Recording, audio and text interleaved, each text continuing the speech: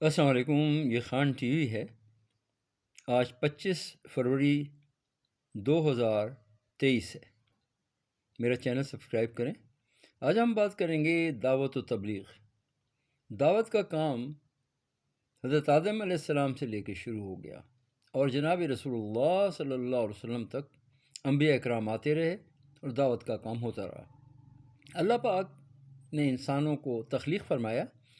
اللہ چاہتے تھے کہ اپنا تعارف کرائیں انسانوں سے، اور انسانوں سے تعارف کے لیے اللہ پاک نے الہامی کتابیں بھی بھیجیں، انبیاء اکرام کو بھی بھیجا اور فرشتوں کو بھیجا انبیاء اکرام کے پاس۔ وحی آئی اور اس میں اللہ پاک نے ان کو احکامات دیے۔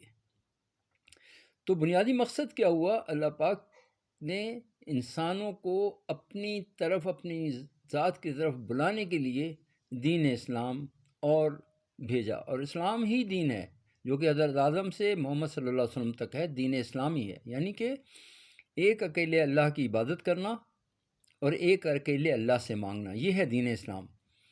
یہ بات اللہ پاک نے، جو ہم نے سورہ فاتحہ ہم پڑھتے ہیں، قرآن کے پہلے صفحے پہ اللہ پاک نے تفصیل سے بتا دی کہ انسان کی تخلیق کا مقصد کیا ہے اور دعوت کا کام کیا ہے۔ یہ اللہ پاک نے قرآن کے پہلے صفحے پہ بتا دیا۔ تو قرآن کے پہلے صفحے میں اگر ہم پڑھتے ہیں، سب سے پہلے بسم اللہ الرحمن الرحیم، کہ اللہ رحمان ہے اور رحیم ہے۔ اللہ کی یہ دو صفات اللہ کو بہت پسند ہیں، اس لیے اگر ہم آگے بھی پڑھیں گے سورہ فاتحہ کو، اس میں پھر رحمان اور رحیم کا ذکر آئے گا۔ اللہ معاف کرنے والے، درگزر کرنے والے، رحم کرنے والے ہیں، اپنے بندوں سے بہت محبت کرتے ہیں اللہ پاک۔ الحمدللہ رب العالمین، اللہ چاہتے ہیں کہ انسان میری تعریف کرے، میری بڑائی بیان کرے، تنہائی میں بھی اور مجمع میں بھی۔ تو ہماری زندگی کا مقصد کیا ہوا؟ لوگوں کو اللہ کی طرف بلانا۔ ایک مقصد ہماری زندگی کا یہ ہو گیا کہ لوگوں کو اللہ کی طرف دعوت دینا۔ اب اس دعوت کا مقصد کچھ اور لوگ سمجھتے ہیں، اور لوگ اپنی طرف بلانا شروع کرتے ہیں یا لوگوں کی طرف بلاتے ہیں۔ یہ غلط ہے۔ دعوت صرف اور صرف اللہ کی طرف بلانے کے لیے ہے۔ یہ دعوت کا کام جو ہے انسانوں کو اللہ کی طرف بلانے کے لیے ہے، اور انسانوں کو یہ بات بتانی ہے کہ اللہ کا مقام کیا ہے، اللہ سے تعلق کیسے بنانا ہے۔ جتنے انبیاء اکرام آئے سب نے یہی کام کیا۔ جتنے صحابہ اللہ پاک نے بھیجے، اللہ پاک نے حضور نبی کریم صلی اللہ علیہ وسلم کے ساتھ جو تھے، ان سب صحابہ نے لوگوں کو اللہ کی طرف بلایا۔ اور جتنی بھی جنگیں ہوئیں وہ سب صرف اس لیے ہوئیں کہ لوگوں کی غلامی سے، انسانوں کو انسانوں کی غلامی سے نکالا جائے، اور کوئی کام نہیں تھا۔ دعوت کی وجہ سے دنیا کی کوئی چیز حاصل کرنے کے لیے کام نہیں ہوا، اللہ کی طرف بلانے کے لیے ہوا۔ اس کو ہمیں سمجھنا ہوگا۔ اسی آیت میں الحمدللہ رب العالمین الرحمن الرحیم، رب کا لفظ جو ہے اللہ پاک نے پہلی آیت میں بتایا کہ اللہ کو رب مان لو، اور تمہارا کوئی رب نہیں ہے، صرف ایک اکیلے اللہ ہیں۔ تو اس آیت میں دو باتیں ہو گئیں۔ ایک بات یہ ہو گئی کہ اللہ خالق ہیں، مالک ہیں، رازق ہیں، اور ساری کی ساری صفات اللہ پاک کی ہیں، اور اللہ کی تعریف بیان کرو۔ فاذکرونی اذکرکم، اللہ قرآن میں فرما رہے ہیں تم میرا ذکر کرو میں تمہارا ذکر کروں گا۔ یہ اللہ فرما رہے ہیں قرآن میں۔ وشکروا لی، اور میرا شکر ادا کرو، ولا تکفرون، اور ناشکری نہ کرو۔ یہ اللہ قرآن میں فرما رہے ہیں۔ تو ہم نے اللہ کا ذکر کرنا ہے، تو اللہ کے ذکر سے ہمارا تعلق اللہ کی ذات سے ہوگا۔ اللہ کی ذات کے ساتھ ذکر جو کرنا ہے ہم نے، وہ ذکر آپ زبانی ذکر بھی کر سکتے ہیں، تسبیح بھی کر سکتے ہیں۔ قرآن کی تلاوت بھی اللہ کا ذکر ہے، کیونکہ اللہ کی ذات سے نکلی ہوئی کتاب ہے۔ نماز بھی اللہ کا ذکر ہے، عمرہ بھی اللہ کا ذکر ہے، حج بھی اللہ کا ذکر ہے، اس میں بھی اللہ اکبر اللہ اکبر۔ نماز میں ہم کتنی بار اللہ اکبر کہتے ہیں، اذان میں کتنی دفعہ اللہ اکبر، یعنی بڑائی صرف اللہ کے لیے، بڑائی صرف اللہ کے لیے، اور کسی کے لیے بڑائی نہیں ہے۔ اللہ کی ذات بڑی ہے، اکبر ہے۔ تو ہم نے اللہ کی بڑائی کو تسلیم کرنا ہے اور اللہ سے اپنے تعلق کو بنانا ہے، اور دنیا میں انسانوں سے ہمارا تعلق نہیں، انسانوں سے تعلق دعوت کی نیت سے ہے، اور دین سیکھنے کی نسبت سے ہے، اور انسانوں کی خدمت کی نیت سے ہے۔ تین تعلق ہیں ہمارے۔ ایک تو انسانوں کو دعوت دینا، اللہ کی طرف بلانا، ایک ان کو دین کی بات، اللہ کی بات پہنچانا، اور تیسرے انسانوں کی خدمت کرنا۔ یہ 3 کام ہمارے ذمہ ہیں۔ ہم نے خود اپنے لیے کیا کرنا ہے کہ اللہ کی عبادت کرنی ہے، اللہ کا ذکر کرنا ہے، اور اپنے آپ کو اللہ کے احکامات پہ کاربند کرنا ہے۔ کلمے والی زندگی کیا ہے؟ لا الہ الا اللہ محمد الرسول اللہ کیا ہے؟ یہ ہے کہ ہم اللہ کے احکامات کو مانیں گے اور جناب رسول اللہ صلی اللہ علیہ وسلم کے طریقوں پہ چلیں گے، یہ کلمہ ہے۔ تو ہم آج دیکھیں اپنی زندگی میں کیا ہم اللہ کے احکامات کو مان رہے ہیں؟ کیا ہم جناب رسول اللہ صلی اللہ علیہ وسلم کے طریقوں پہ چل رہے ہیں؟ اگر نہیں چل رہے، اگر حضور کی پہلی سنت ہی ہماری زندگی میں نہیں جو کفار مکہ نے دیکھی، جب آپ صلی اللہ علیہ وسلم مکہ شریف کی گلیوں میں چلتے تھے تو کیا کہا انہوں نے کہا کہ آپ صادق ہیں، آپ سچے ہیں۔ اس وقت سچ نہیں تھا، لوگ سچ نہیں بولتے تھے، لوگ طرح طرح کی چیزوں میں مبتلا تھے۔ جناب رسول اللہ صلی اللہ علیہ وسلم کو انہوں نے دیکھا تو کہا آپ صادق ہیں۔ تو سب سے پہلی سنت حضور کی جو دنیا میں دیکھی گئی وہ دیکھی گئی کہ آپ سچے ہیں۔ اور اللہ بھی قرآن میں فرما رہے ہیں یا ایھا الذین آمنوا اتقوا اللہ وقولوا قولا سدیدا، اے ایمان والو اللہ سے ڈرو اور سیدھی سچی بات کرو۔ یصلح لکم اعمالکم، میں تمہارے اعمال کو ٹھیک کر دوں گا، ویغفر لکم ذنوبکم، اور گناہوں کو معاف کر دوں گا۔ اب ایک آدمی کے اعمال ٹھیک ہو گئے، وہ صالح انسان بن گیا اور اس کے گناہ معاف ہو گئے، وہ تو جنتی ہو گیا۔ تو کس پہ ملا یہ اس کو تحفہ؟ یہ سچ بولنے پہ ملا، کیونکہ وہ اللہ سے ڈرا اور اللہ کے ڈر سے اس نے سچ بولا اور سچائی پہ قائم رہا، تو اللہ نے اس کو یہ انعام دیا۔ اللہ یہ انعام دیں گے۔ پھر اللہ نے فرمایا یا ایھا الذین آمنوا اتقوا اللہ، یا ایھا الذین آمنوا اتقوا اللہ وکونوا مع الصادقین، اے ایمان والو اللہ سے ڈرو اور سچوں کا ساتھ دو۔ یہ دوسری صفت ہے مومن کی کہ سچوں کا ساتھ، نہ صرف وہ خود سچ بولتا ہے بلکہ سچوں کا ساتھ بھی دیتا ہے۔ اللہ نے پھر فرمایا ان اللہ لا یہدی، اللہ پاک ہدایت نہیں دیتے، ان اللہ لا یہدی من ہوا کاذب کفار، اللہ ہدایت نہیں دیتے اسے جو جھوٹا ہو اور ناشکرا ہو۔ کفر کہتے ہیں ناشکری کو، یعنی دین اسلام آ گیا اور دین اسلام کو جنہوں نے قبول نہیں کیا ان کو کافر اس لیے کہتے ہیں کہ انہوں نے دین اسلام جو ایک سچا مذہب ہے اور قرآن ایک بہت بڑا معجزہ ہے، اس کے مقابلے میں دنیا کی کوئی کتاب کوئی نہیں لا سکتا۔ یعنی قرآن ایک ایسی کتاب ہے جس کو 6 سال کا بچہ بھی حفظ کر لیتا ہے۔ کیا دنیا کی کوئی اور کتاب ایسی ہے دنیا میں موجود جسے 6 سال کا بچہ بھی حفظ کر لے گا؟ اور زیر زبر پیش کے ساتھ، کہاں ٹھہرنا ہے، کہاں آواز کو اونچا کرنا ہے، کہاں نیچا کرنا، کر سکتا ہے؟ نہیں کر سکتا۔ قرآن ایک معجزہ ہے، اللہ کی کتاب ہے، انسانوں کے دلوں میں ہے۔ اب کیا سارے انسانوں کو مار کے ان کے دلوں سے قرآن کو نکال لیں گے؟ کیا باہر تو کتاب میں تبدیلی کر سکتے ہیں مگر دلوں میں سے کیسے قرآن کو نکالو؟ اس لیے اللہ پاک نے حفاظت کا ذمہ لیا ہے قرآن کی۔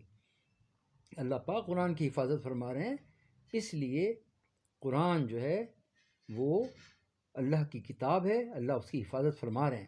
اس سے پہلے جو کتابیں نازل ہوئیں لوگوں نے اس میں اپنی تبدیلیاں کر دیں، انسانوں نے انٹروین کیا، اس میں داخل ہو گئے، اپنے خیالات ان میں لکھ دیے۔ اس لیے بائبل کے 200 نسخے ہیں، ایک نسخہ نہیں ہے، 200 نسخے ہیں۔ اس لیے کتابوں میں تبدیلی کر دی گئی۔ جب کتابیں تبدیل ہو گئی تو یقین تبدیل ہو گیا، یقین تبدیل ہو گیا تو ایمان گیا۔ تو اس لیے بات یہ ہے کہ ہمیں قرآن کو سیکھنا ہے، سمجھنا ہے، اس پہ عمل کرنا۔ ہماری زندگی کا مقصد یہ ہے، ہم نے تو اس دنیا سے جانا ہے ایک دن، دنیا نے بھی ختم ہونا ہے، ہم نے اس سے پہلے ہم نے خود ختم ہو جانا ہے، دنیا کے ساتھ ہی ہم نے بھی ختم ہو جانا ہے اور قبر میں جانا ہے۔ انسان کو تو ایمان ہی ہے کہ اس دنیا کی زندگی جو ہے یہ ختم ہونے کے لیے پھر ایک اور زندگی شروع ہو جائے گی، قبر کی زندگی، حشر کی زندگی، آخرت کی زندگی۔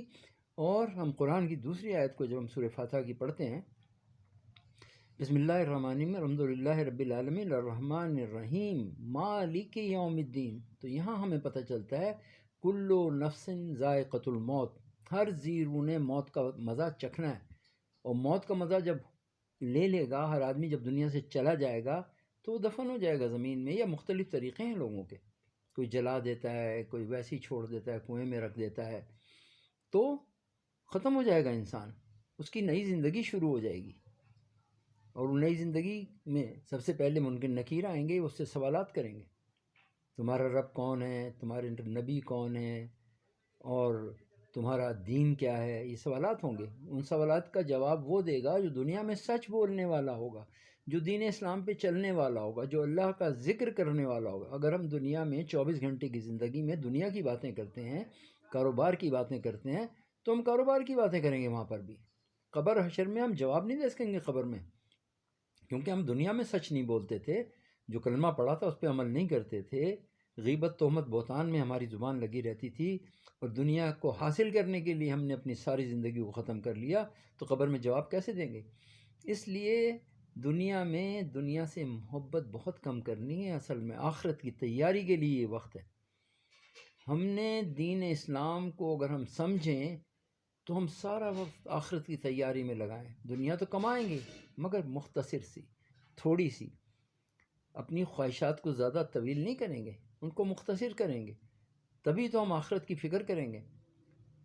اقرا جو لفظ ہے، جو وحی کا پہلا لفظ ہے، اس کو قرآن کا پہلا لفظ بھی آپ کہہ سکتے ہیں، آتی آیت تو بعد میں ہے، 30ویں پارے میں ہے، مگر اللہ پاک نے سب سے پہلے وحی میں جو لفظ بھیجا اقرا۔ اقرا کا مقصد پہلے سمجھیں ہم، اقرا کیا ہے؟ اقرا کا مطلب ہے علم حاصل کرو۔ علم کتنی طرح کا ہے؟ علم دو طرح کا ہے۔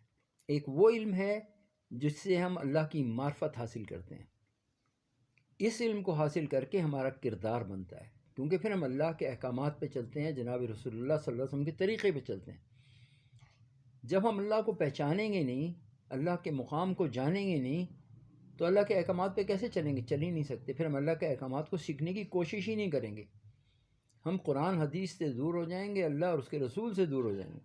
تو پہلے تو اللہ کی پہچان آئے گی نا، اللہ کا ذکر آئے گا، اللہ سے محبت آئے گی، اللہ کا مقام آئے گا۔ یہ ہیں معرفت کے درجات۔ جب اللہ سے تعلق ہو جائے گا تو پھر ہم اللہ سے ڈر بھی آ جائے گا تھوڑا سا، کہ بھئی جنت دوزخ اللہ نے بنائی ہے اور قبر حشر ہے، ہم نے جانا ہے اس دنیا سے، تو پھر ہم اس کی تیاری کریں گے۔ تیاری کریں گے اور ہم سب سے پہلے سچ بولیں گے، سچوں کا ساتھ دیں گے، کیونکہ ہمیں یہ بتا دیا اللہ نے قرآن میں کہ میں ہدایت نہیں دیتا ان کو جو جھوٹ بولتے ہیں۔ تو ہم نے سچ بولنا سیکھنا ہے، کیونکہ سچائی ایک پاکی ہے، جیسے ہمارے کپڑوں کی جسم کی پاکی ہوتی ہے نا، ہم ان کو دھوتے ہیں، پاک کرتے ہیں، جسم کو دھوتے ہیں، پاک کرتے ہیں۔ زبان کی پاکی جو ہے وہ سچ ہے۔ جب تک ہم سچ بولنا نہیں شروع کریں گے، ہم دین اسلام پہ نہیں چلیں گے، ہمیں اللہ ہدایت نہیں دیں گے، ہمارا کوئی عمل قبول نہیں ہوگا، نہ نماز، نہ روزہ، نہ حج، نہ زکوٰۃ، نہ خیرات، کوئی عمل اللہ کے یہاں قبول نہیں۔ جھوٹے آدمی کا، جو ناشکرہ آدمی ہے، جو جھوٹا آدمی ہے، اللہ کے یہاں کوئی قبول نہیں ہے۔ سب سے پہلے مسلمانوں کو جس چیز پہ آنا ہے وہ سچ پہ آنا ہے، اور جو سچ پہ آئے گا وہ اللہ کے احکامات کو مانے گا، وہ قرآن کی تعلیمات پہ عمل کرے گا، اس کے لیے دنیا چھوٹی ہو جائے گی اور آخرت بڑی ہو جائے گی، جنت دوزخ پہ یقین آ جائے گا، مرنے کی بعد کی زندگی پہ یقین آ جائے گا۔ تو یہ ہے اصل ہماری زندگی کی حقیقت، اللہ کے سامنے پیش ہونا ہے، اس کی تیاری کرنی ہے، اس کی تیاری کریں گے تو اللہ ہم سے راضی ہو جائیں گے۔ تو الحمدللہ رب العالمین۔ تو یہ دعوت کا کام جو ہے، دعوت کا کام ہے لوگوں کو اللہ کی طرف بلانا۔ اگر ہم کسی اور انسان کی طرف بلا رہے ہیں اور انسانوں کی تعریف بیان کر رہے ہیں بجائے اللہ کی تعریف بیان کرنے کے اور جناب رسول اللہ صلی اللہ علیہ وسلم کے اعمال کو بیان کرنے کے، تو پھر یہ دعوت کا کام نہیں ہوا۔ اسی لیے حضرت مولانا الیاس رحمۃ اللہ علیہ نے، حضرت نظام الدین اولیاء نے، جتنے بھی حضرت علی حجویری نے، شیخ عبد القادر جیلانی رحمۃ اللہ علیہ نے، جتنے ہمارے خواجہ باقی باللہ ہیں، جتنے ہمارے بزرگ ہیں، ان سب نے دعوت کا کام کیا۔ اصل میں وہ سب دائی تھے، دو کام تھے ان کے، اللہ کی عبادت کرنا، لوگوں کو اللہ کی طرف بلانا، اور لوگوں کی خدمت کرنا۔ وہ لوگوں کی مشکلات پریشانیوں میں ان کے ساتھ شریک ہوتے، ان کو دور کرنے کی کوشش کرتے، ان کے لیے اللہ سے بھی دعا کرتے اور ان کی خدمت بھی کرتے۔ اسی لیے تو ہم دیکھتے ہیں کہ حضرت نظام الدین اولیاء رحمۃ اللہ علیہ کے مزار پہ کتنے لوگ آتے ہیں۔ کیوں آتے ہیں؟ ان کی وہ محبت تھی انسانوں سے، کہ انسان جو ہے اللہ کی طرف آ جائیں۔ کتنے ہزاروں ہندوؤں کو مسلمان کیا انہوں نے، ان کی بات اس لیے مانی کہ ان کا مقام تھا لوگوں کے دلوں میں. تو یہ دعوت کا کام ہے، یہ دعوت کا کام بہت اونچا ہے. ہماری جو جماعت کام کرتی ہے، دعوت و تبلیغ کا جماعت جو کام کرتی ہے، یہ کام شروع کیا مولانا الیاس رحمۃ اللہ علیہ نے، شروع کیا نظام الدین اولیاء کہ وہیں پہ یہ مسجد ہے، بستی نظام الدین ہے وہاں پر یہ مسجد ہے. یہ ہے وہ مسجد بستی نظام الدین.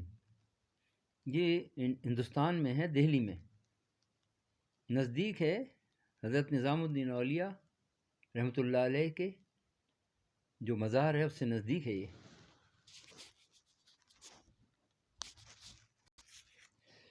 تبلیغی جماعت نظام الدین اولیاء دہلی انڈیا دعوت کا کام اللہ رسول کے حکم کے مطابق کرتے ہیں. اللہ سے ہوتا ہے، اللہ کے غیر سے کچھ نہیں ہوتا. یہ ان کا بنیادی جو کام ہے، وہ یہ کہتے ہیں کہ اللہ سے ہوتا ہے، اللہ کے غیر سے کچھ نہیں ہوتا. اور جناب رسول اللہ صلی اللہ علیہ وسلم کے طریقوں میں دونوں جہانوں کی کامیابی کا یقین، یعنی حضور نبی کریم صلی اللہ علیہ وسلم کے جو اعمال ہیں جو عین قرآن کے مطابق اور اللہ کے حکم کے مطابق ہیں، اس میں دونوں جہانوں کی کامیابی کا یقین ہے. اور اگر کوئی انسان اللہ کے احکامات جناب رسول اللہ صلی اللہ علیہ وسلم کے طریقوں کو چھوڑ دیں گے تو وہ ناکام ہو جائیں گے. دنیا آخرت دونوں میں ناکامی ہے. تبلیغ کا کام بزرگ بھی کرتے ہیں، جوان بھی کرتے ہیں، عورتیں بھی کرتے ہیں. بھائی حاجی عبدالوہاب صاحب فرماتے تھے کہ یہ کام مردوں کا بھی ہے، عورتوں کا بھی ہے، اور دادیوں کا بھی ہے، نانیوں کا بھی ہے، بوڑھوں کا بھی ہے، جوانوں کا بھی ہے. یہ اللہ کا کام ہے، لوگوں کو اللہ کی طرف بلانا، یہ اللہ کا کام ہے.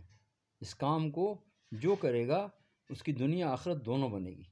اس کام میں دنیا آخرت کا فائدہ ہے. تبلیغی جماعت جو بھی کام کرتی ہے 6 نمبر کی محنت کہتے ہیں، اسے 6 نمبر کے اندر کرتی ہے. پہلے کلمے کی محنت ہے، نماز کی محنت ہے، علم و ذکر کی محنت ہے، اکرام مسلم کی محنت ہے، اخلاص نیت ہے، اور دعوت و تبلیغ ہے. کلمے کی محنت یہ ہے کہ اللہ کی ذات پہ انسان کا یقین بن جائے. اللہ سے ہوتا ہے، اللہ کے غیر سے کچھ نہیں ہوتا. اور جناب رسول اللہ صلی اللہ علیہ وسلم کے طریقوں میں دونوں جہانوں کی کامیابی کا یقین، اور اللہ کے حکم نبی کریم صلی اللہ علیہ وسلم کے طریقوں کو چھوڑ کر دونوں جہانوں میں ناکامی کا یقین ہمارے دل میں آ جائے. یعنی کہ ایمان کو بنانا ہے. لا الہ الا اللہ محمد رسول اللہ، یہ ایمان. دوسری بات ہے نماز کو بنانا ہے. نماز کو صحیح کرنا ہے، نماز کو بنانا ہے، نماز کے فرائض سیکھنے ہیں، سنتیں سیکھنی ہیں، مستحبات ساری چیزیں سیکھنی ہیں، اور اللہ کے دھیان کے ساتھ نماز کو ادا کرنا ہے. اپنے ایمان کو مضبوط کرنا ہے.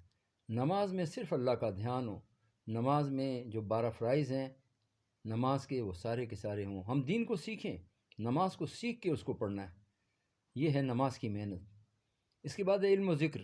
علم و ذکر جو ہے دین کا وہ علم جس سے کہ ہمیں اللہ کے سارے احکامات پتہ چلیں، کہ ہم قرآن پاک میں، قرآن مجید، فرقان حمید میں اللہ کے کیا احکامات ہیں، اور اللہ کا ذکر کر کے اللہ سے قریب کیسے ہوا جاتا ہے. یہ ہے علم و ذکر. اور اکرام مسلم کیا ہے کہ تمام مسلمانوں کی خدمت کرنا، ان سے محبت کرنا، ان کی جو بھی ہم ان کے لیے کر سکتے ہیں ہم نے کرنا ہے. یہ ہے اکرام مسلم. اور اخلاص نیت کیا ہے؟ ہر کام کو کرنے سے پہلے، یا بلکہ 24 گھنٹے کی زندگی میں ہم اپنے نیت کو صحیح رکھیں. کیونکہ امام بخاری رحمۃ اللہ علیہ نے اپنی احادیث کی جو کتاب لکھی ہیں ان میں سب سے پہلا لکھا ہے انما الاعمال بالنیات. اعمال کا دار و مدار نیتوں پر ہے. تو ہمارے اعمال جو ہیں، اگر ہماری نیت صحیح ہوگی تو ہمارے اعمال صحیح ہوں گے. گاڑی میں پیٹرول صحیح ہوگا تو گاڑی صحیح چلے گی نا. تو اعمال کا صحیح ہونا بڑا ضروری ہے. اعمال صحیح ہوں گے نیت کے ساتھ. تو اپنی نیتوں کو صحیح رکھنا ہے. ہر وقت دیکھنا ہے کہ ہماری نیت اس کام، جو بھی کام کریں ہم دیکھیں نیت کو، کہ یہ میں کام کس نیت سے کر رہا ہوں. اگر میں زکوٰۃ کر رہا ہوں، خیرات دے رہا ہوں، صدقہ کر رہا ہوں، والدین کی خدمت کر رہا ہوں، نماز پڑھ رہا ہوں، اس کی نیت دیکھنی. دکھاوا تو نہیں ہے، دنیا والوں کو دکھانے کے لیے تو نہیں کر رہا. اگر میری نیت صحیح ہے اللہ کے ہاں یہ قبول ہو جائے گا. اور دعوت و تبلیغ یہ تو انبیاء کرام کا کام ہے. انبیاء کرام کر گئے اس کام کو، اور جناب رسول اللہ صلی اللہ علیہ وسلم نے اس کام کے لیے بہت تکلیف اٹھائی.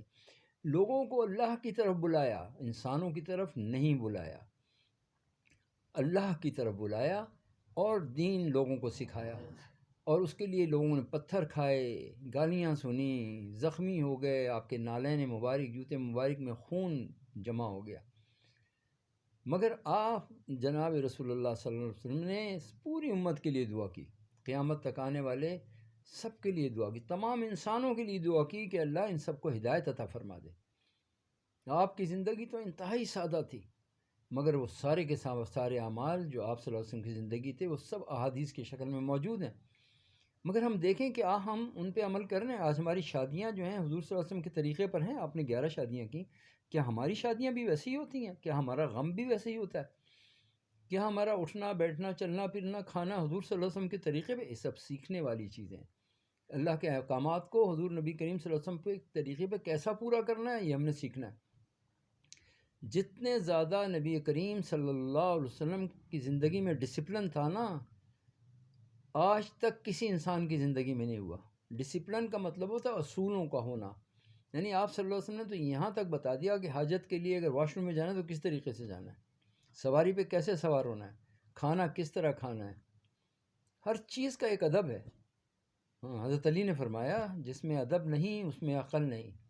ہم ادب سیکھیں گے جناب رسول اللہ صلی اللہ علیہ وسلم کی تعلیمات سے تو اللہ ہمیں عقل عطا فرمائیں گے، ادب آئے گا عقل آئے گی۔ اگر ادب نہیں ہے تو سمجھ لو کہ اس بندے میں عقل نہیں۔ جب سے میں نے حضرت علی کا یہ قول سنا ہے کہ جس میں ادب نہیں اس میں عقل نہیں، میں انسانوں کو اسی پیمانے میں دیکھتا ہوں، اسی ترازو میں تولتا ہوں کہ جس میں ادب نہیں ہوتا میں سمجھ جاتا ہوں کہ اس میں عقل نہیں ہے۔ وَإِذَا خَاطَبَهُمْ جَاهِلُونَ قَالُوا سَلَامًا، اور تم جب جاہلوں سے ملو تو سلام کر کے رخصت ہو جاؤ۔ اللہ نے قرآن میں فرمایا وَإِذَا خَاطَبَهُمْ جَاهِلُونَ قَالُوا سَلَامًا، سلام کر کے رخصت ہو، ان کے پاس رکو نہیں، ان سے بحث مباحثہ نہیں کرنا، ان سے بات نہیں کرنی زیادہ، سلام کر کے ان سے رخصت ہو، کیونکہ انہوں نے بات ماننی نہیں ہے، ان کے پاس چونکہ ادب نہیں ہے، ان کے پاس عقل نہیں ہے۔ تو ہمیں ادب سیکھنا ہے، اور سیکھنا کہاں سے؟ جناب رسول اللہ صلی اللہ علیہ وسلم کے اعمال سے سیکھنا ہے۔ جب ہمارے اندر ادب آئے گا تو ہمارے اندر محبت بھی آئے گی، پھر ہم جانوروں تک سے محبت کریں گے، اپنے والدین سے تو کریں ہی کریں گے محبت، انسانوں سے تو کریں گے محبت، مسلمانوں سے تو کریں گے محبت، ہم جانوروں سے بھی اخلاق سے پیش آئیں گے۔ ہمارا اخلاق جو ہے جانوروں کے ساتھ بھی نظر آئے گا کہ ہم جانوروں سے بھی حسن سلوک کرتے ہیں، ان کے ساتھ بھی ہم زیادتی نہیں کریں گے۔ جس میں نرمی نہیں اس کا اخلاق نہیں۔ نرمی کا ہونا ضروری ہے اخلاق کے لیے، مگر اللہ کے دشمنوں کے لیے نرمی نہیں، ان کے لیے جو اللہ کو مانتے ہیں۔ دوسروں کے ساتھ بھی اچھا اخلاق رکھنا ہے، یہ نہیں کہ اگر غیر مسلم ہے اس سے ہمارا اخلاق خراب، نہیں، اخلاق تو اس کے ساتھ بھی، اگر ہمارا پڑوس میں کوئی غیر مسلم رہتا ہے اخلاق ہمارا اس سے بھی اچھا ہونا چاہیے، یہی دین ہے۔ جناب رسول اللہ صلی اللہ علیہ وسلم کا اخلاق کتنا زبردست تھا کہ حضرت بلال کو دیکھا چکی چلا رہے ہیں تو جا کے آپ وہاں تشریف لے گئے، فرمایا اے بلال کیسی طبیعت ہے آپ کی؟ انہوں نے کہا بخار ہے، طبیعت خراب تھی، تو آپ صلی اللہ علیہ وسلم نے خود چکی چلائی۔ آقائے دو جہاں صلی اللہ علیہ وسلم، دنیا کے سب سے عظیم انسان، وہ چکی چلا رہے ہیں، کس کے لیے؟ ایک غلام کے لیے، جو کہ اس وقت غلام تھے، چکی ان کی جگہ چلا رہے ہیں، ان کا کام کر رہے ہیں، ان کو کہہ رہے ہیں آپ کچھ آرام کر لیں میں چکی چلا دیتا ہوں۔ تو اخلاق اگر ہمارے اندر نہیں تو ہم سمجھ لیں ایمان نہیں ہے، ایمان میں کمی ہے۔ جب ہم میں اخلاق آئے گا، جب ہم میں ادب آئے گا، تبھی ہمارا ایمان ہوگا، اس کے بغیر، ادب کے بغیر عقل نہیں، اخلاق نہیں، ایمان نہیں۔ اللہ ہمیں حضور صلی اللہ علیہ وسلم کے طریقے، اللہ کے احکامات کو سیکھنے، سمجھنے، عمل کرنے کی توفیق عطا فرمائے، اور اللہ کے راستے میں نکلنے کی توفیق عطا فرمائے۔ ہم بھی ساری دنیا میں جا کے لوگوں کو دین کی دعوت دیں اور دین کی طرف بلائیں۔ اصل کام یہی ہے، باقی سارے کام کی کوئی حیثیت نہیں ہے اس کام کے سامنے۔ سب سے بڑا کام دنیا میں دعوت کا کام ہے۔ اس دعوت کے کام کو کرنا، لوگوں کو اللہ کی طرف بلانا بہت ضروری ہے، مگر اس میں بھی ایک توازن رکھنا ضروری ہے۔ اپنے جو ہم پہ ذمہ داریاں ہیں، اپنے والدین کی، اپنے بیوی بچوں کی، ان کو بھی پورا کرنا ضروری ہے، اور حلال کی روزی کمانا ضروری ہے۔ اس کے ساتھ ساتھ یہ دعوت کا کام کر رہا ہے۔ اللہ ہمیں مال کی توفیق عطا فرمائے اور دین کے لیے اللہ کے راستے میں نکلنے کی توفیق ہمیں مل جائے۔